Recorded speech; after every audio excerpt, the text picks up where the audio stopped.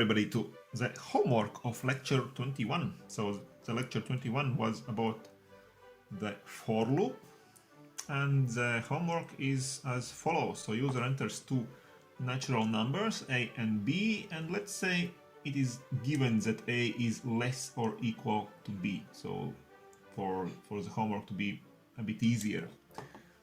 And let's print out all natural numbers located in this interval from a to b, and it means including also a and including also the other endpoint b. And let's do it using the for loop, of course.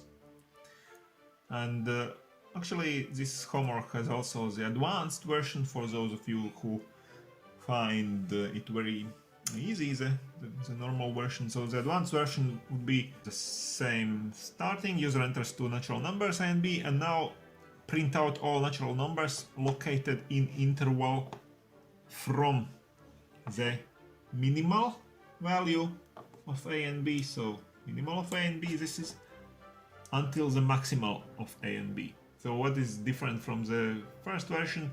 So here is from a to b. In this case it was given that a is the minimal of those two and the b is the maximal one.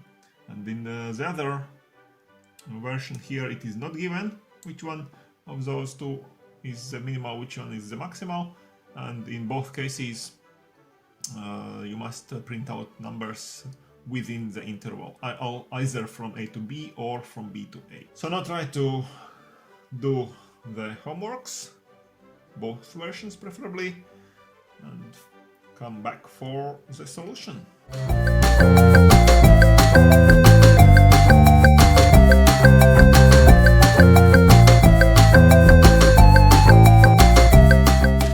So the solution of the homework is very simple for the simple version of the homework, of course. This is the functional code, and here we can see that it can be done in just one for loop command, in one very simple line. So this is a for loop command.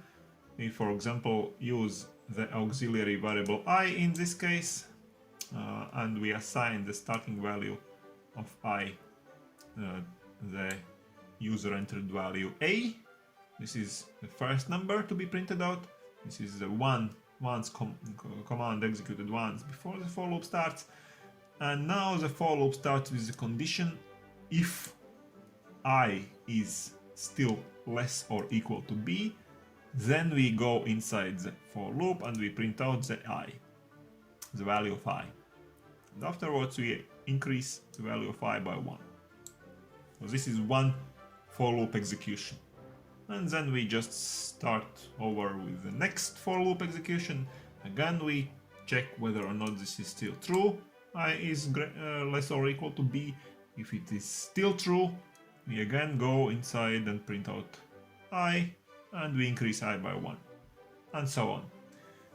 And of course you should be sure about that the borders are correct here. So we start with a with exactly this number entered by the user, because this is the first value of I, and we end printing with the b, because the condition is such, this logical expression, that allows us to go inside the loop body and print out I, also in case when I is equal to b. So the last number will be printed out as well, and the number b. So the borders are correct. And we actually can do it also without the auxiliary variable I, using just those two variables a and b, whose values are entered by the user. You can do it, for example, like that in such a for loop. In this case, the first component is left empty because nothing needs to be done after the cin command.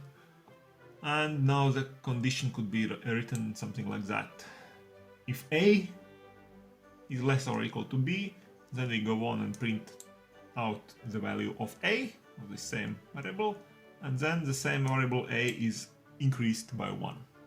And also the execution of the first iteration ends with that, And now we go and start the next execution by again evaluating the condition. If A is still less or equal to B, again we print out A, we increase A by 1, and so on. So this is the same thing, just without using the auxiliary variable I. And now let's see the solution for the advanced version. Advanced version was different only in that we don't know which one of those A and B is greater and which is less than the other one. And in this case it is forgotten to enter. So here of course we have to also write the scene command, just like that one. And after the scene command, when A and B are entered, then we must check whether or not A is greater than B. So in this case, we want to write the same for command here, the same command as here. But this command means that we will print out numbers starting from A and ending with B. So we assume here in this command, we assume that A is less or equal to B. So this for loop command will only work in that case, when A is less or equal to B.